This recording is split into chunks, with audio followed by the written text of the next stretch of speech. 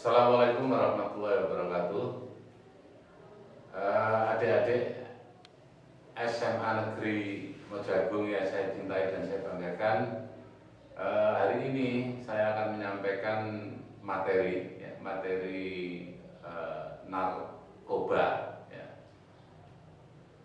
dan anti radikalisme.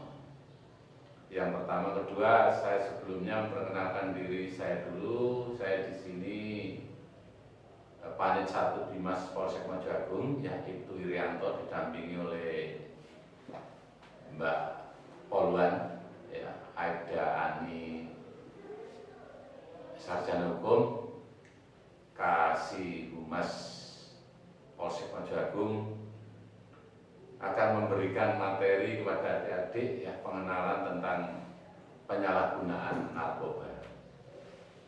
Di sini tema kita adalah akibat kenakalan remaja dan narkoba. Saya lanjutkan.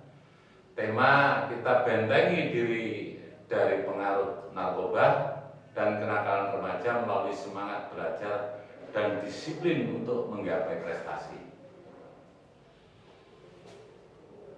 Biluh akibat kenakalan remaja dan bahaya penyalahgunaan narkoba. Salah satu dari bentuk kenakalan remaja. Kenakalan remaja adalah suatu perbuatan yang melanggar norma, aturan, atau hukum dalam masyarakat yang dilakukan pada usia remaja atau transisi masa anak-anak dan dewasa.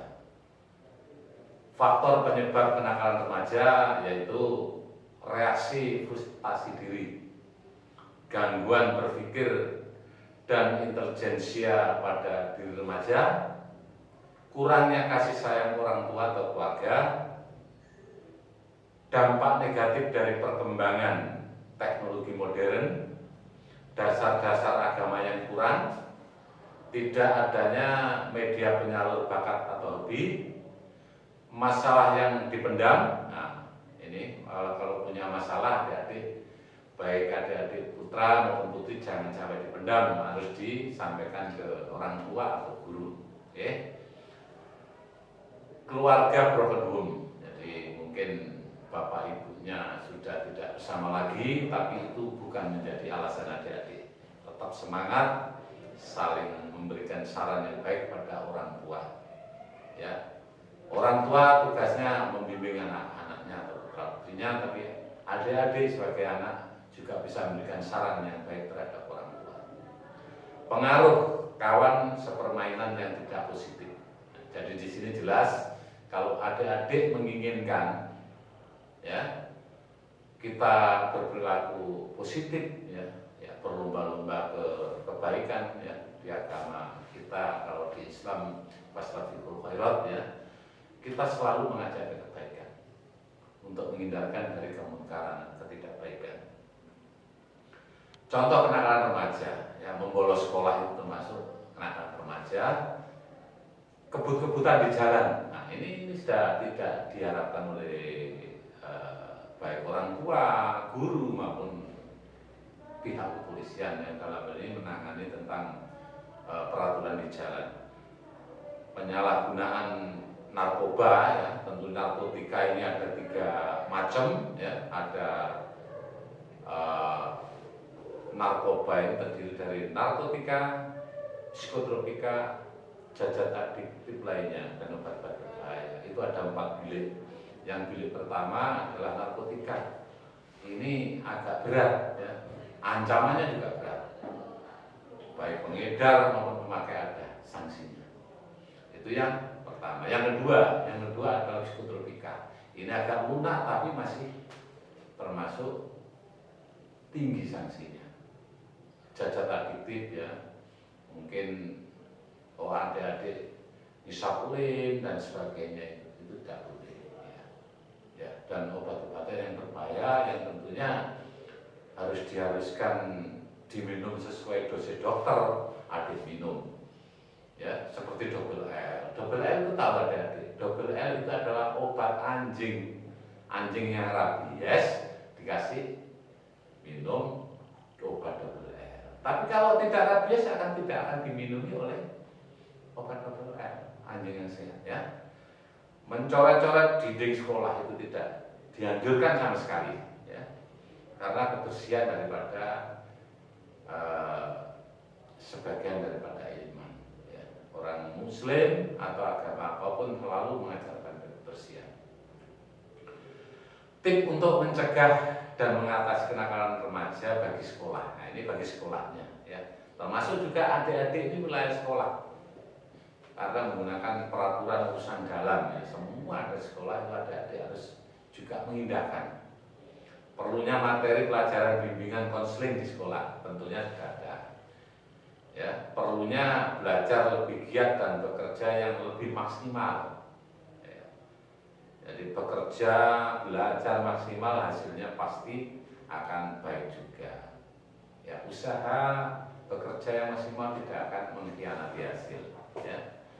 Sekolah dan perangkatnya hendaknya lebih maksimal dalam mengajar yang kreatif. Tentunya pihak sekolah sudah memahami itu.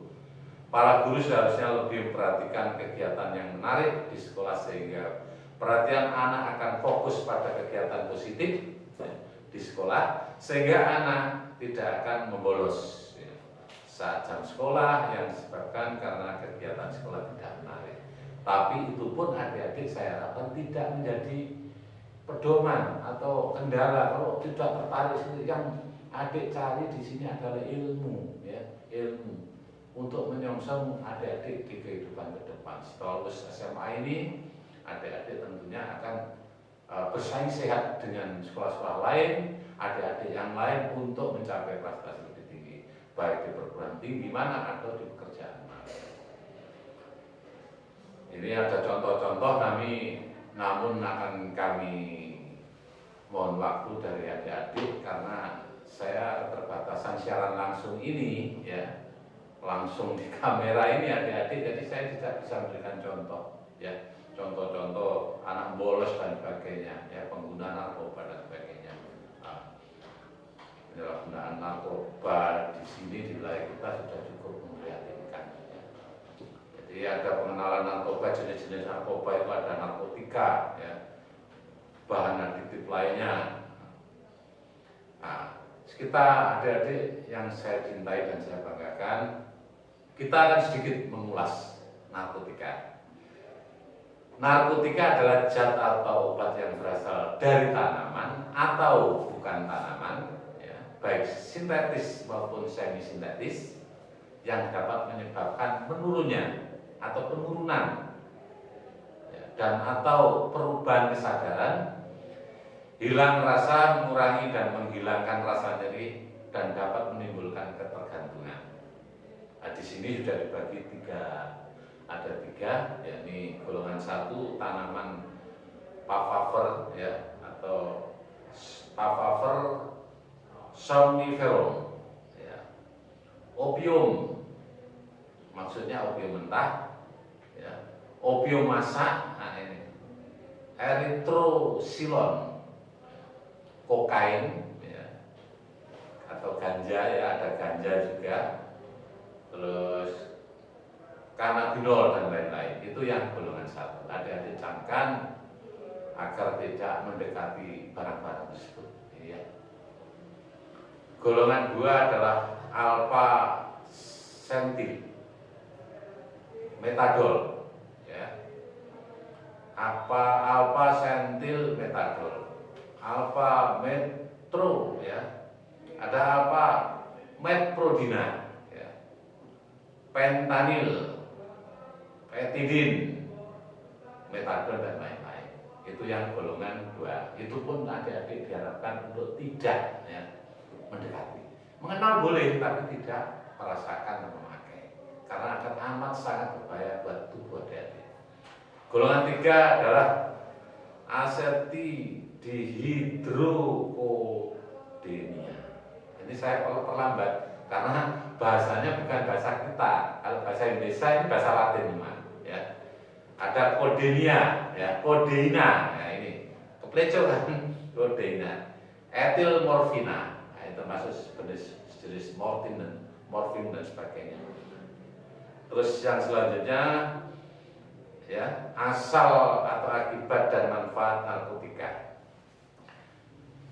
Asal ya, asalnya tanaman atau bukan tanaman sintetis atau semi sintetis. Akibat, nah ini asal tadi, akibatnya menurunkan atau merubah kesadaran, hilangnya rasa dan hilangnya rasa nyeri yang menimbulkan ketergantungan. Manfaat hanya untuk kepentingan medis ya, dan pengembangan ilmu pengetahuan. Golongan satu hanya untuk kepentingan ilmu pengetahuan. Nah, ini. Karena apa? Karena amat sangat berbahaya. Kalau dokter yang memberikan resep atau apapun, tentunya akan ada pertimbangan-pertimbangan khusus ya. Karena dokter sudah merupakan orang ahli dalam bidangnya, yang memberikan sesuatu apapun tentu ada dosis yang ditentukan. Ada 4 golongan psikotropika, ini agak lunak tapi cukup berbahaya. Jadi narkotika, ada lagi psikotropika. Adalah zat dalam bentuk pil atau obat. Jadi saya ingatkan lagi, adalah zat dalam bentuk pil dan obat yang mempengaruhi kesadaran. Karena sasaran obat tersebut adalah pusat-pusat tertentu di sistem saraf pusat. Contohnya apa? Otak dan sumsum tulang belakang. Ini kan amat vital semua, otak dan sumsum tulang belakang. Golongan 1 lagi saya sampaikan, bronilam, fetamina, etis siklida, LCD, MDMA, ya, ekstasi. Itu termasuk ekstasi golongan yang lunak psikotropika. Biliknya itu ada 4, makanya bilik narkotika, psikotropika, zat adiktif dan obat berbahaya. Itu ada muatan yang membahayakan semua, namun ada waktu yang diperlukan. Ya, tapi kalau narkotika ini agak pakem, cepat ya. Golongan 2, daksafetamina, ya. Etisiklida, LCD, ulangi ya, saya ulangi. Golongan 2, daksafetamina, fenetelina, metafualon, sekobrar ya, sekobar vital dan lain-lain. Golongan 3 lagi ada, golongan 3 lagi. Amobar vital, burprenopine, flunitrazepam, pentobar vital dan lain-lain. Nah, ini golongan 3. Ini sama-sama kita nanti belajar ya, belajar. Nanti ada yang akan dikopi dari pihak sekolah, kalau kurang jelas bisa minta kopian saya. Ada gambarnya lengkap di situ ya. Tapi insya Allah kalau saya didatangkan juga kan mesti, atau rekan saya nanti yang datangkan menjelaskan ya. Bu Ani bisa, ada banyak polisi di Polsek Majuagung yang bisa menyampaikan. Nah, ini yang golongan 4 sekarang. Alobarbital ya, alprazolam, barbital, diazepam, penobaretal dan lain-lain. Ini kan sulit-sulit ya, tapi tidak apa-apa. Adik-adik tetap memahami dan mencatat, menghafalkan supaya tahu ya. Kalau ditanya Pak Guru, Bu Guru, ini apa? Bisa jelaskan ya. Asal, akibat dan manfaat psikotropika. Manfaatnya juga ada psikotropika itu ya. Asal zat atau obat alamiah atau sintetis, bukan narkoba. Ini bukan narkotika, maksudnya bukan saya nyampaikan narkoba, ini salah ucap, bukan narkotika. Psikotropika itu bukan narkotika. Nah, ini pembedaannya. Akibat ya, psikoaktif ya, pengaruhi susunan saraf ya, pusat. Nah, ini perubahan khas pada aktivitas mental dan perilaku. Ini amat berbahaya juga, padahal sudah bilik kedua psikotropika, apalagi bilik pertama. Ingat, manfaatnya tetap ada, hanya untuk kepentingan pelayanan medis dan ilmu pengetahuan tetap ada kan. Nah, ini semua tetap ada. Golongan satu hanya untuk ilmu pengetahuan. Nah, kalau golongan satu tadi hanya untuk ilmu pengetahuan, hanya untuk apa? Dipelajari. Oh, ternyata narkotika luar biasa. Manfaatnya dengan mudorotnya, banyak mudorotnya. Hampir manfaatnya kurang. Tidak ada. Kalau di agama ada al-khamr dan sebagainya ya, itu harus dijauhi. Kalau adik-adik yang Islam bahkan non Muslim mungkin juga anjurannya gitu. Kalau mabuk-mabukan, minum sesuatu yang memabukkan dan mabuk adik-adik, ibadahnya 40 malam tidak akan diterima. Eman kan adik-adik sudah berbuat sebaik mungkin, ternyata ibadahnya tidak diterima. Ini mohon maaf adik-adik karena kita sesinya sesi siaran langsung, tentunya tidak ada tanya jawab. Namun adik-adik bisa saya perlambat percakapan saya, ulasan saya agar adik-adik memahami. Kalau agak sulit gitu bahasanya akan saya ulangi gitu. Zat adiktif lainnya adalah zat-zat yang mengakibatkan ketergantungan seperti zat solvafen, termasuk inhalasi, aseton, tinercet itu tadi yang saya sampaikan, dan lem itu bisa dilihat sebagai zat adiktif, memabukkan, beliang, kepala yang beliang kalau orang Jawa, pusing. Zat-zat tersebut sangat berbahaya karena bisa mematikan sel-sel otak. Ingat, jadi kalau adik-adik di suatu tempat yang pengap, sudah adik-adik sudah bingung, kepala pusing, angkat tangan aja. Pak Guru, Bu Guru, saya mohon izin keluar dari udara segar. Tidak apa-apa, Pak Guru, Bu Guru akan mendukung. Nah ini, apalagi itu hanya di udara pengap aja. Kalau sudah lem dan sebagainya malah kacau ya, malah tidak baik untuk tubuh adik-adik. Nikotin ya, tembakau ya, tentunya merokok ya, dan kafein, kopi ya, semua nikotin itu di tembakau ya, saya ulangi lagi, dan kafein ada di kopi. Zat termasuk ke dalam zat adiktif karena apa? Ketergantungan, apa? Nagih terus gantungan.